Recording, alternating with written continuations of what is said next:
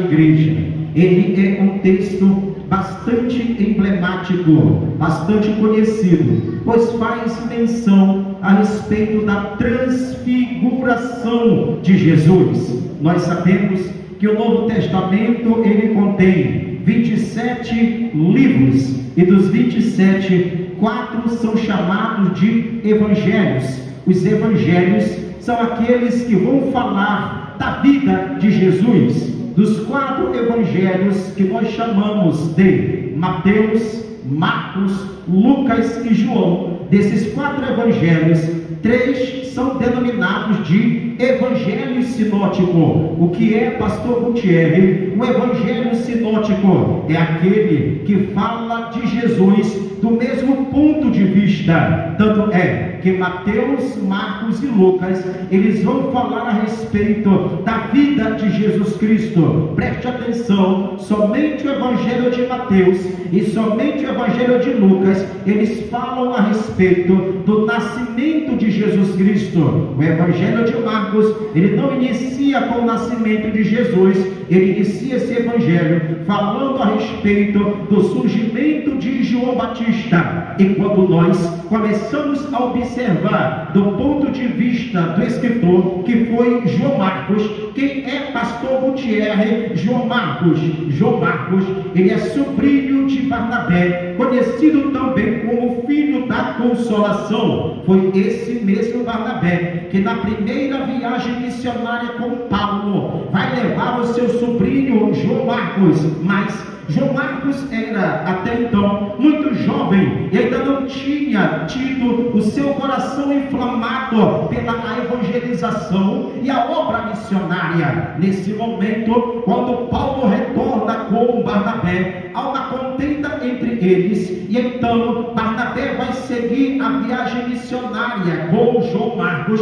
e Paulo vai ter um outro companheiro por nome Silas. É aí que o Senhor vai tratar com João Marcos. A Bíblia diz que no final da vida de Paulo, escrevendo a Timóteo na sua segunda epístola, ele vai pedir para trazer João Marcos, porque outrora ele era inútil, mas agora João Marcos era útil para a obra do Senhor. Entenda bem, existem situações em nossa vida em que o homem olha para você e não vê você em você capacidade, e não vê em você talento, porque ainda não é o tempo. Tudo tem seu tempo, tudo tem o tempo de Deus determinado, e no momento certo, aqueles que te achavam que você era inútil, você terá grande proveito na obra do Senhor, porque o Senhor escolheu todos, o Senhor deu talentos para todos. Quantos creem nisso? Adore o nome do Senhor Jesus nesta noite.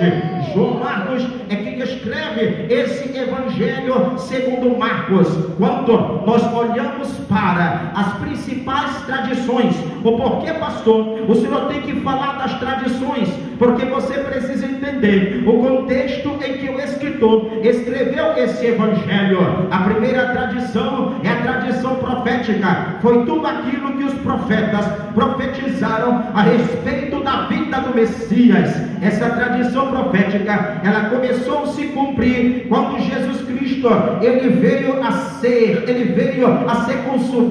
concebido no ventre de Maria. A Bíblia Sagrada fala que o profeta Isaías, profetizando, disse: e a virgem daria à luz ao menino, e o seu nome seria Maravilhoso Conselheiro, Deus Forte, Pai de Eternidade e Príncipe da Paz. O que é isso, pastor Gutierre? É a profecia de Isaías se cumprindo no nascimento de Jesus Cristo. O interessante é que tanto a concepção de Jesus quanto o seu nascimento é um ato de milagre. A obra do Senhor, ela vive de milagre. O surgimento e o nascimento de Cristo e a sua concepção é fruto de milagre. Aos olhos humanos, a ciência não sabe explicar como uma virgem poderia conceber. Isso é milagre. Tem dedo de Deus aí, tem a mão poderosa do Senhor aí. Agora entenda, a Bíblia Sagrada fala que a tradição profética havia se cumprido. Aí então, quando Jesus Cristo começa o seu ministério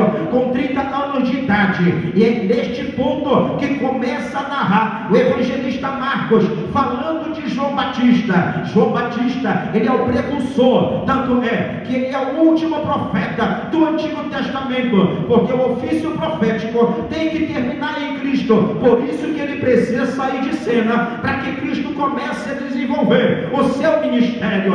João Batista é citado por Marcos, porque ele é o precursor de Cristo.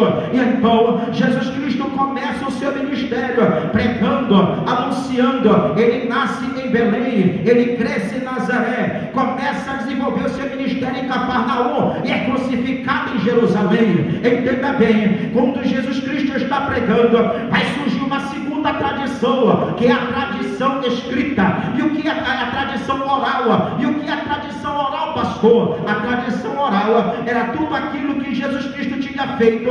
Os discípulos, que eram as principais testemunhas oculares, que viram Jesus Cristo operar, pregavam com base naquilo que eles vivenciaram, com base naquilo que eles viram Jesus Cristo pregar. Agora preste atenção: após Jesus Cristo morrer, ressuscitar o terceiro dia, e depois de 40 dias se assunta aos céus, a Bíblia Sagrada fala que então os apóstolos, eles vão dar continuidade, conforme Marcos 16, capítulo 15. Jesus Cristo deu a ordem da grande comissão, dizendo: ide por todo o mundo e pregai o evangelho a toda criatura. Os discípulos começaram a marchar, começaram a pregar. Aí então a Bíblia Sagrada fala que Satanás, ou melhor, a história conta que Satanás entrou no coração do imperador romano, e ao entrar no coração do imperador romano, começou a perseguir a igreja. Os apóstolos começaram a morrer, e tudo aquilo que eles viram de Jesus Cristo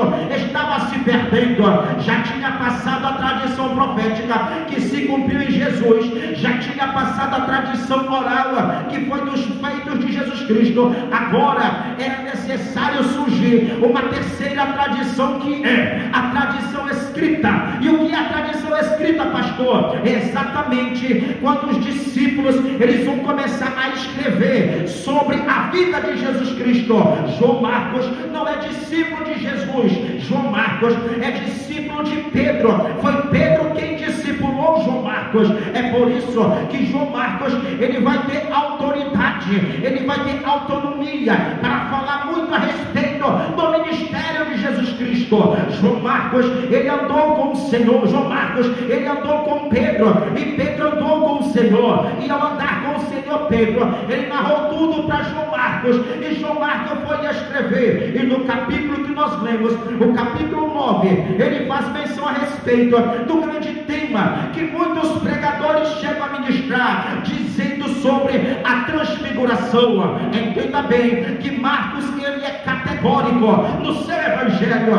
Marcos vai ter 16 capítulos, vai ter 684 versículos, mas somente no texto inicial do capítulo 1 é que não vai ter o nome de Jesus, porque todo o restante, até o último versículo do capítulo 16, vai falar de Jesus Cristo. Quando nós começamos a observar sobre a transfiguração, João Marcos, ele narra algo que está além da compreensão humana. Por que, pastor? Para aqueles que não conhecem, que quando leem, eles apenas veem a transfiguração acontecer naquele momento, mas não é a transfiguração, na verdade, que está sendo revelada ali. E o que é, pastor? O que está sendo revelado naquele monte? A Bíblia diz que naquele dia Jesus Cristo convida 3 discípulos seus, que é Pedro, João e Tiago, e eles vão subir ao monte, vão lá no cume do monte e convida-os para orar. Entenda bem que essa passagem da transfiguração, Lucas narra, Mateus também narra, mas quem está falando aqui é Marcos, pois ele foi o primeiro escritor a escrever esse evangelho. Agora, entenda bem que Marcos não fala o que vai acontecer na conversa de Jesus com aqueles que vão surgir no monte, mas Lucas fala, e nós vamos entender. Jesus Cristo chamou os 3 discípulos, porque, como disse a cantora aqui, ele queria intimidade. Intimidade só é adquirido por meio da oração.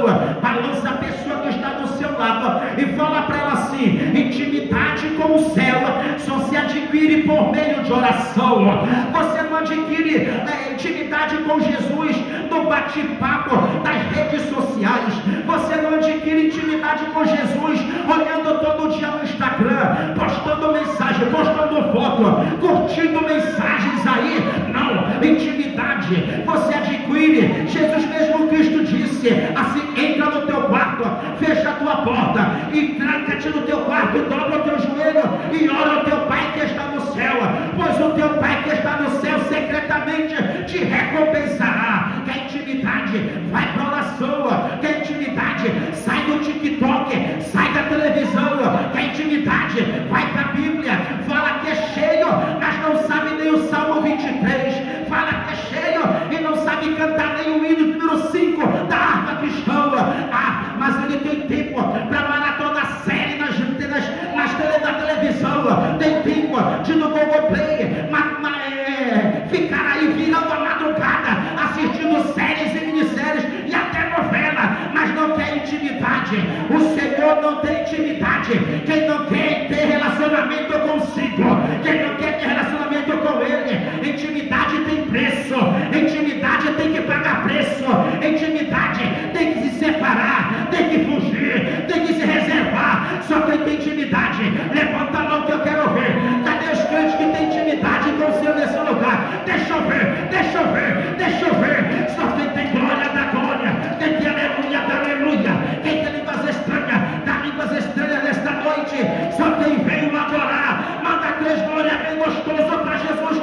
Vai, vai, vai, vai. Quem tem glória da glória. Só quem, agora que é hora de ver quem tem intimidade. Quem tem intimidade já vem pro culto para adorar.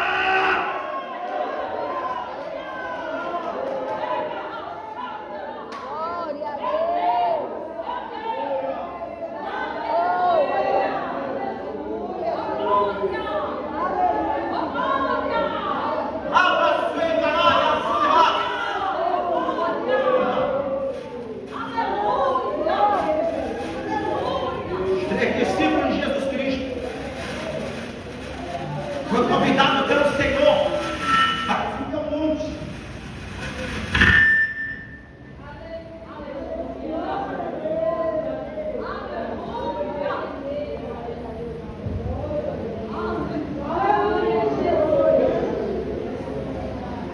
O discípulo de Jesus Cristo foi convidado para subir ao monte. E no monte foram orar. E a Bíblia diz que eles estavam orando. E é lá no topo do monte que vai acontecer um dos processos da salvação. Que a Bíblia Sagrada aqui fala de transfiguração. Mas o apóstolo Paulo vai chamar de glorificação. Entenda bem que os discípulos vão dormir, e quando Pedro desperta, ele olha para Jesus orando e percebe que ele não está mais como um ser natural, ele está brilhando. A palavra transfigurar, ela quer dizer mudar de aparência, mudar de aspecto. Jesus Cristo estava ali desdobrado com o seu corpo físico, mas o seu corpo havia transfigurado ao estado de glorificação.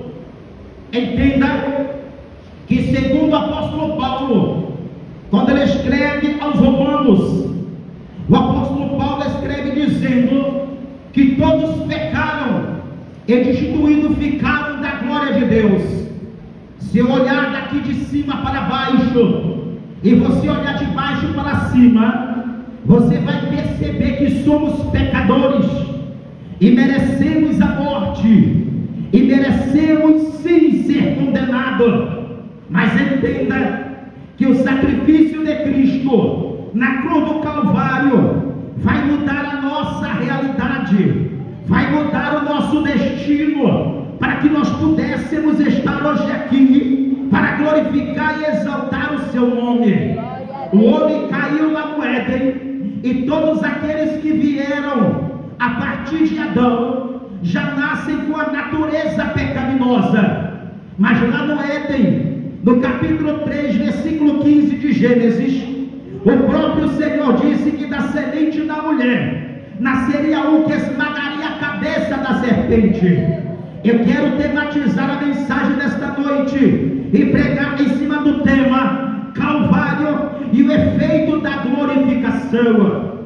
Quando o homem foi criado lá no Éden, o homem foi criado à imagem e semelhança do Criador, mas o pecado fez com que o homem viesse a decair em sua glória, a decair na semelhança do Criador. Aí então o homem passa agora a ser um pecador, e todos aqueles que virão terão a sua natureza pecaminosa. Aí então a promessa feita em Gênesis 3,15 está guardada na palavra profética do Deus Todo-Poderoso. O tempo vai passar e Pedro está observando aquela transformação do corpo de Cristo. Pedro olha para Jesus, ele está cansado. João e Tiago estão dormindo, mas Pedro percebe que o Cristo está brilhando. Não é com um brilho de purpurina, não é com um brilho de luzes. O brilho está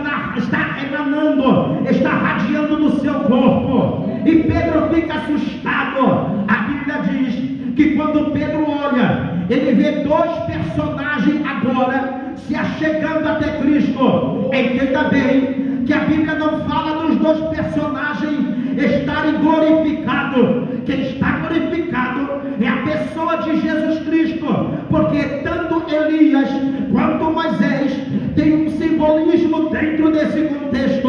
O apóstolo Paulo sabia, porque o apóstolo Paulo, quando fala a respeito da salvação, ele vem trazer alguns elementos importantíssimos, como por exemplo a fé, porque sem fé é impossível agradar a Deus. E tanto é que o apóstolo Paulo, escrevendo lá aos Efésios, ele vai dizer que pela graça sois salvos, e isso é mediante a fé, e não vem de vós, é um dom de Deus. É o primeiro elemento que Paulo vai falar, que para alcançar a salvação é preciso no coração do homem emanar a fé, porque uma vez a fé brotando, vai surgir o arrependimento. Após o arrependimento vai surgir a decisão.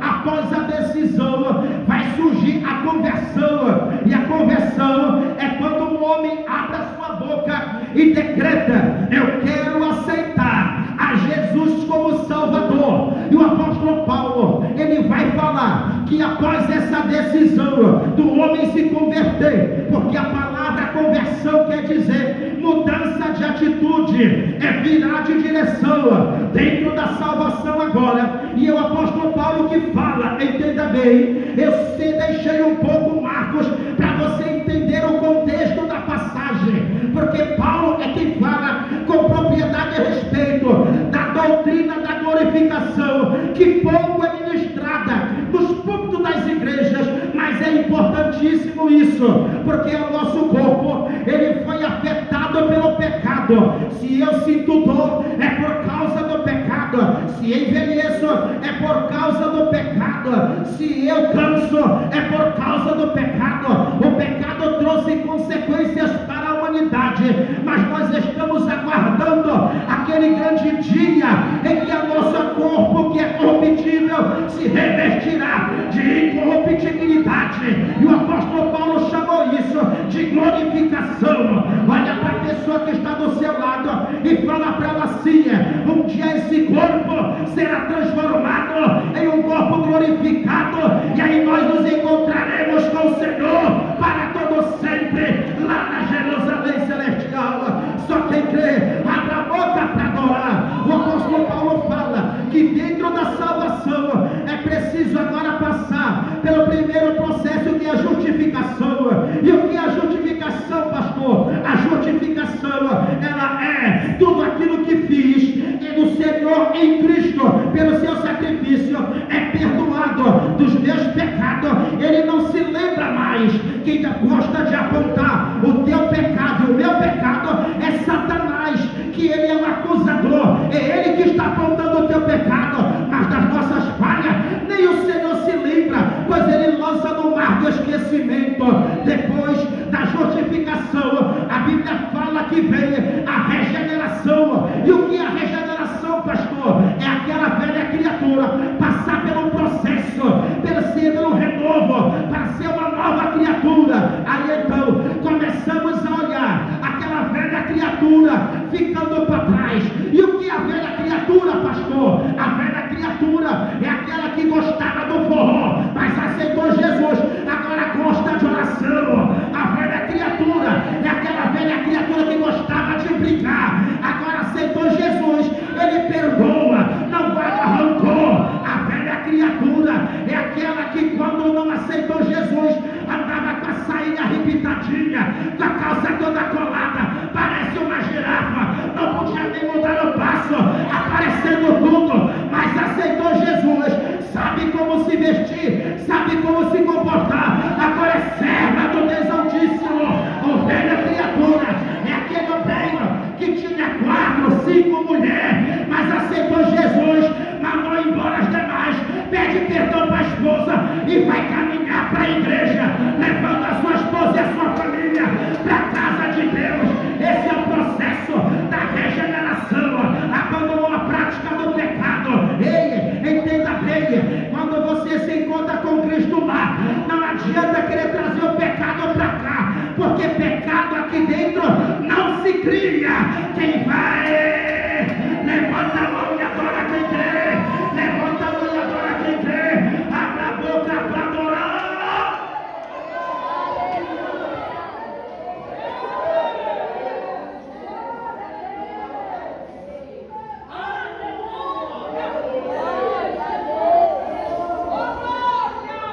Querem mudar o costume da Assembleia de Deus. Eu vou falar, Jesus. Vou falar. Querem mudar o costume da Assembleia de Deus. Nós não somos batistas. Nós não somos quadrangular. Nós não somos metodistas. Nós não somos universal. Nós não somos graça. Nós não somos mundial, nós não somos intergaláxia, nós somos a Assembleia de Deus. Nascemos no fogo e temos que manter a doutrina. Ah, pastor, mas agora o Senhor está quadrado, chegou o mundanismo, o pós-modernismo na igreja. Aqui não, Japuru, aqui tem doutrina, aqui tem palavra, aqui tem oração. Sabe por que esses lugares estão inchando? Porque não tem oração. Igreja que incha, ela não tem base bíblica, não tem solidificação, não é uma igreja fundamentada. A igreja que tem palavra, que tem ora, ela não incha, ela cresce, frutifica, fortalece, aviva. Só quem crê, só quem crê, só quem crê, só quem crê, só quem crê, só quem crê. Abra a boca para adorar, abra a boca para adorar. Eu vou sapatear aqui e você sapateia aí. Eu vou sapatear aqui e você sapateia aí. Vai, vai, vai, vai, vai, vai, vai, vai. Quem tem glória da glória, quem tem aleluia da aleluia, quem tem línguas estranhas, abra a boca para adorar.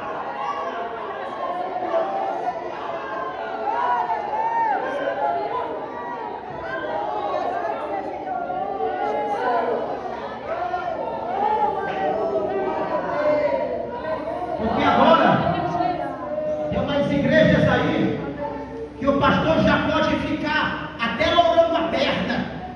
Fui chamado para pregar no congresso, me levaram da casa do pastor.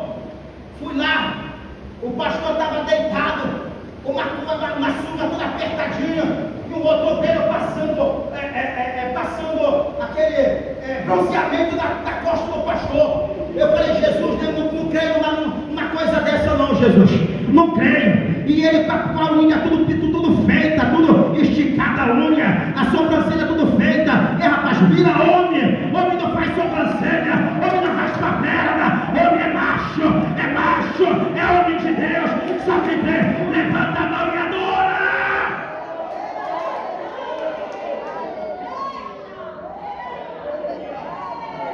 Esse negócio de ficar fazendo unha, tirando cutícula do cabelo, a sobrancelha, olhando a perna, raspando a perna, isso ficou para a mulher. Só quem quer levanta a mão e adora o nome de Jesus.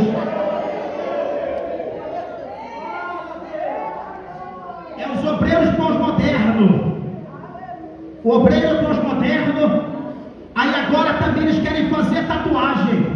Aí a esposa de pastor tatuada, é a mulher de dirigente tatuada, é a filha do pastor tatuado. Ai, pai, eu vou falar, Jesus, eu vou falar. Está acabando o mês de julho agora. E eu não sei como tem crente frouxo, que a escola diz, olha, sua filha tem que sair na quadrilha para ganhar 3 pontos. Daniela, minha filha, ela pode perder os 3 pontos porque é inteligente, faz a prova em casa, mas não vai sair na quadrilha, porque eu e a minha casa serviremos ao Senhor. Aí tem pai frouxo que, não, a minha filha vai sair de mim uma caca pintada, ela vai ficar se rebolando, vai ficar toda piripicando por ali para cá. Jesus que te repreenda.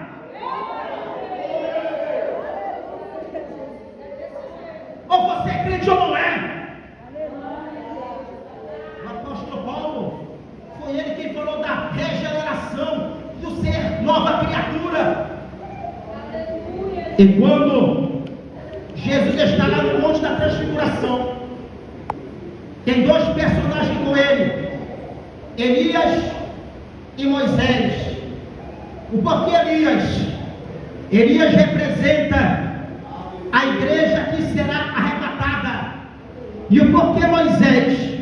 Moisés representa aqueles que dormem no Senhor. Preste atenção. Elias, ele descerá na grande tribulação e será uma das testemunhas para pregar na grande tribulação. A outra testemunha é Enoque, que também foi trasladado. Não é Elias e Enoque que vai, não é melhor Moisés e Elias que vai pregar na grande tribulação, como muitos hereges estão ensinando por aí. Olha para mim, o porquê que não pode ser Moisés, pastor? Porque Moisés, ele não vai descer para morrer novamente. Moisés já morreu, porque se o ensino que Moisés desce para morrer, estão dando valor à doutrina do espiritismo, e nós não somos espírita, nós somos da Assembleia de Deus, dispensacionalista, pré-tribulacionista, e acreditamos nos dons espirituais. Só quem está comigo levanta a mão e adora o nome do Senhor nesta noite.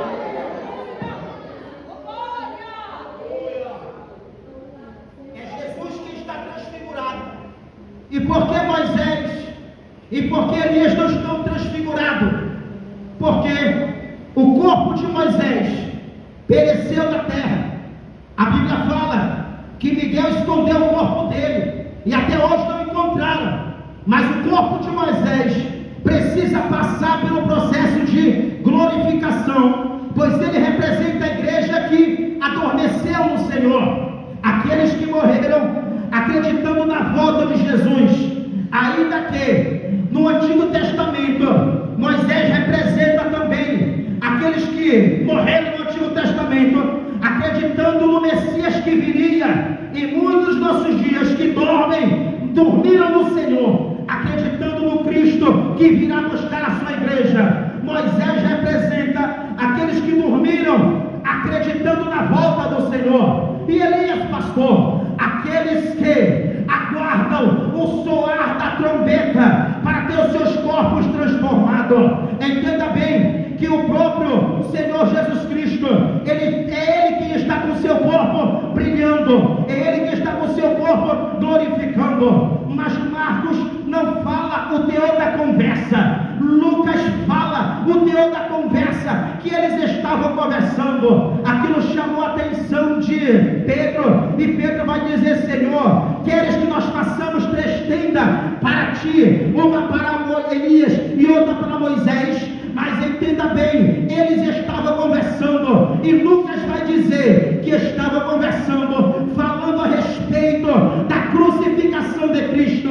Jesus Cristo estava explicando para Elias e também para Moisés que era necessário ele passar por todo aquele processo de crucificação, de açoite, de chicoteamento, iriam cuspir no seu rosto, iriam esbofetear, iriam pegar uma cana e bater com a cana na sua cabeça, iria carregar uma cruz, iria morrer. Era preciso passar por esse processo para que o homem pudesse novamente ter o seu corpo glorificado para a glória de Deus, porque até então o que está fazendo efeito no nosso corpo é a natureza pecaminosa. Mas pastor, nós aceitamos Jesus Cristo, é verdade, aceitamos Jesus, mas ainda assim nós somos pecadores, só que agora somos pecadores regenerados e aguardamos sim o soar da trompeta. E o apóstolo Paulo diz: aquilo que é corruptível se revestirá de incorruptibilidade.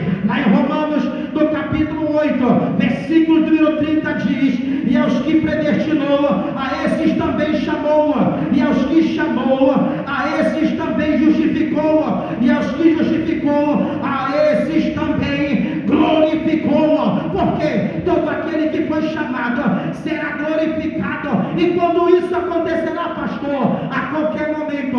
É por isso que Paulo fala da regeneração, que eu preciso ser nova criatura e brilhar mediante deste mundo que está em trevas. Eu com o coração cheio de trevas não posso brilhar. Eu com o coração cheio de trevas não posso ter o corpo glorificado. E quando eu terei um corpo glorificado, só tenho um corpo glorificado quem subir no arrebatamento da igreja. E quem vai subir no arrebatamento da igreja? Essa igreja vai subir, a mocidade vai subir, o departamento de oração vai subir, os obreiros vão subir, os heranças vão subir. Só quem crê, levanta a mão para adorar, levanta a mão para adorar, levanta a mão para adorar, abra a boca e adora.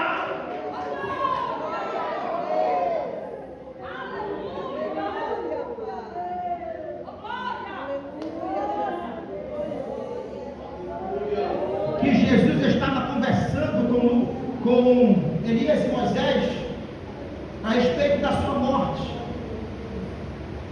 E tanto é